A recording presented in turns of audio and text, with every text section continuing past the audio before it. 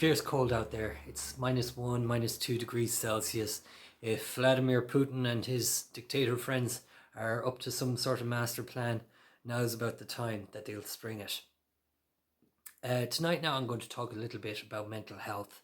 And for starters, I just want to point out that I am not a qualified medical person. I have no qualifications as such.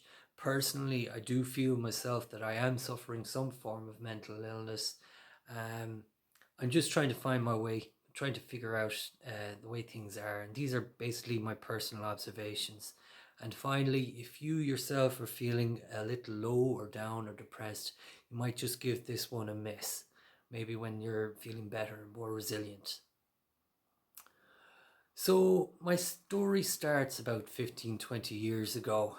I was on duty and we were transporting materials from the shooting range back to the barracks. And it was a long old drive.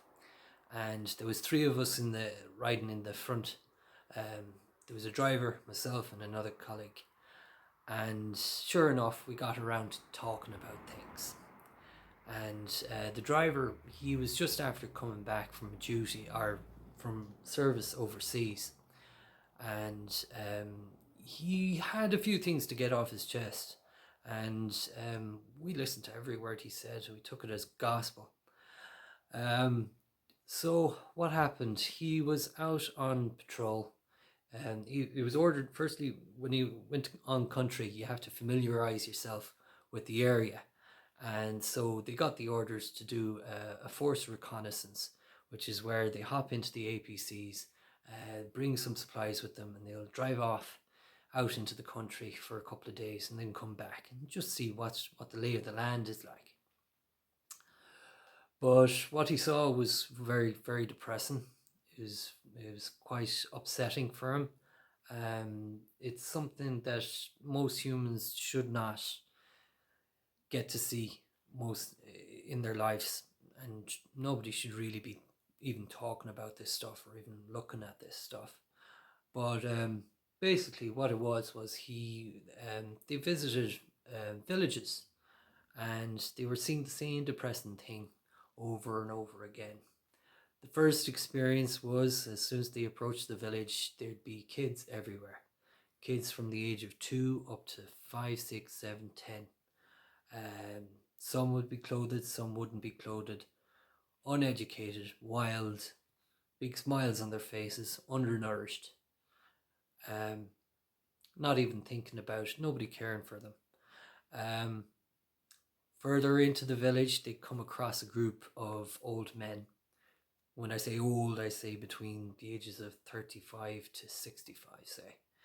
And they'd be all huddled in an area, and if you looked closely at them, you'd realise that they were missing their arms, missing hands, and useless. They don't have the capacity to look after themselves. At some stage in their lives, they would have been farmers. They would have been community, helping their families, raising families and whatever. And today they're literally at the mercy of the women folk in the village. And where were the women folk?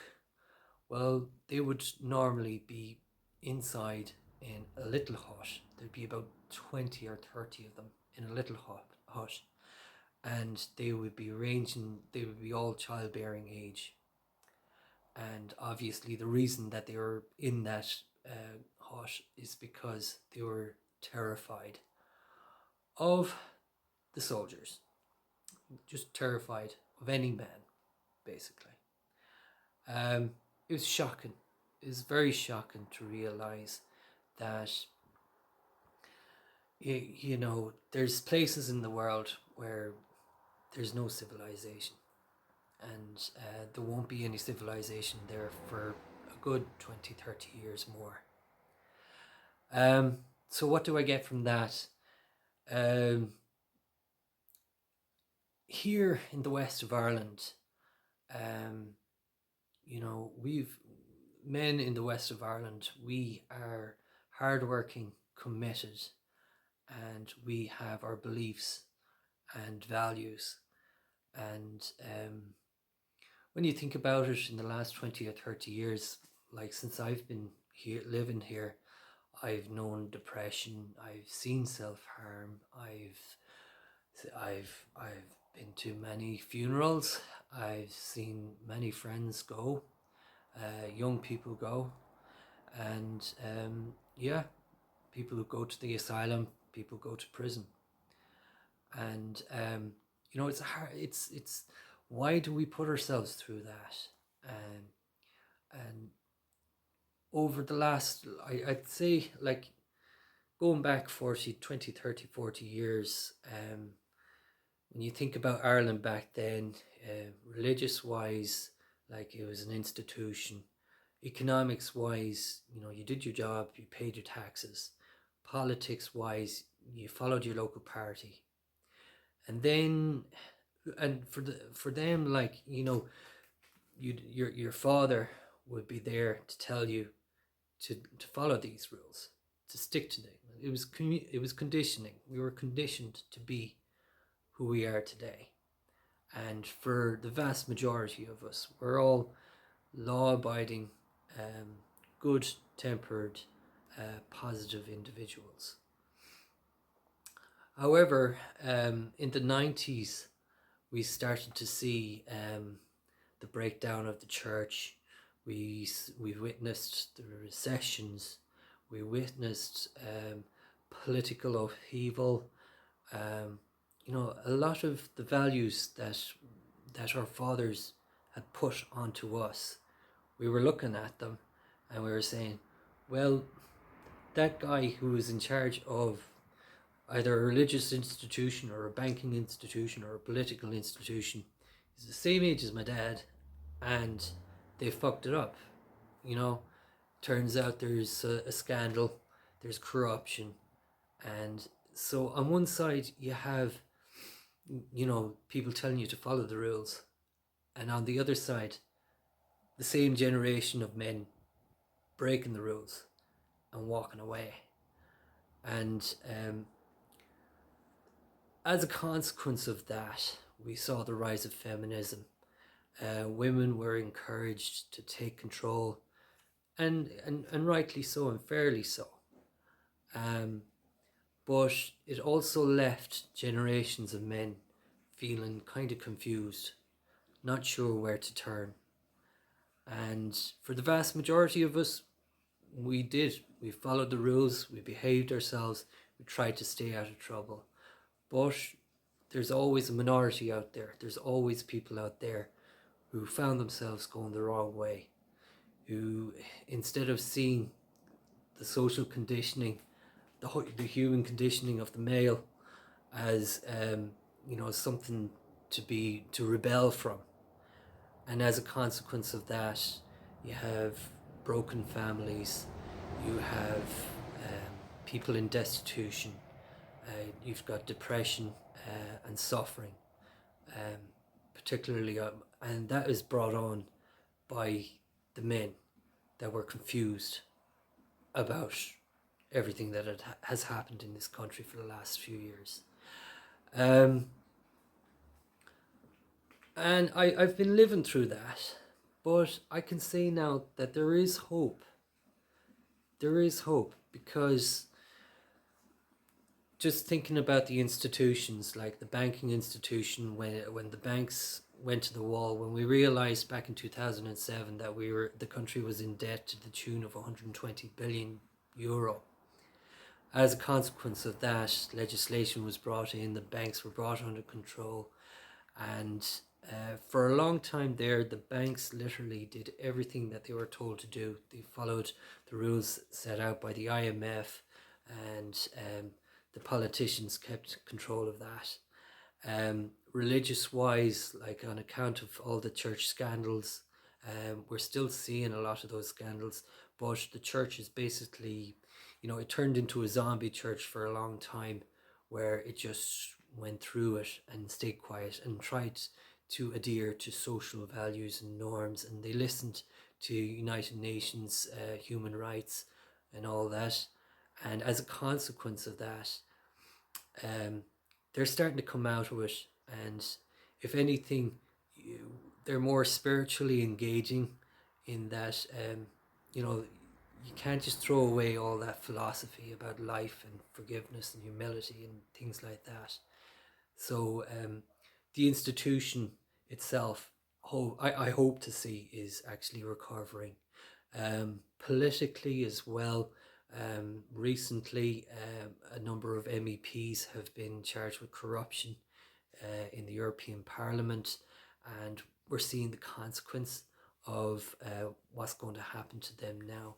But for our own politicians, before the recession, we saw what they were up to before the recession, during the recession, and after the recession. And as a consequence of that, the government that we've had over the last few years, 10, 15 years, I would say that they were almost following every rule that was being set out to them by Europe, for better of everybody. So it's interesting to see that the institutions that did serve us such a long time ago are still there, and they're bringing back the principles and values that us men should be sticking to. Finally, I just want to point out that mental health services is constantly growing as well. You see, this is really this podcast is, as it's turning out, it's turning into attention to the male on account of the fact that us men are dangerous. Our basic mode is to fight, to hunt, and to spread our wild seed. That's basically what a man is. And it's only through social conditioning, like following religion, sticking to economics, sticking to politics, sticking to, principles and values, only then can society actually move on, because we have to reassure the women that we can in fact be trusted, and we can in fact help them progress in life as well. Finally, I just want to say that it's great to see that even if I'm in financial difficulty, or if I'm having difficulties at home, or if I've any issues at all, I am literally a free phone call away from professional help and counselling. And the counselling itself is not going to solve my problems. It's not, counselling isn't there to solve your problems. It's basically to keep tabs on you, to help you see that, you've got more than one decision. Like your natural feeling is to either flee away from the problem, or to fight the problem, or just go off the rails completely. And the counselling, they actually give you alternatives. They help you look at things from a different point of view. Because when your mind is under pressure, you're not thinking straight. It's important to have somebody overwatching, just to show you that there's a lot more options out there. And it's great to see that the government is pushing for better mental health services for everybody. Furthermore, about 2 weeks ago, we had Disability Week, and the government outlined that people who have disabilities should be allowed to have the same lifestyle, quality of living, as a person who has no disabilities. So it's great to see that finally this country is actually moving forward, and these issues are being addressed. That's all I have to say. I'm sorry it's a bit a little bit, what would you call, depressing, but there is hope there in the end. Take care.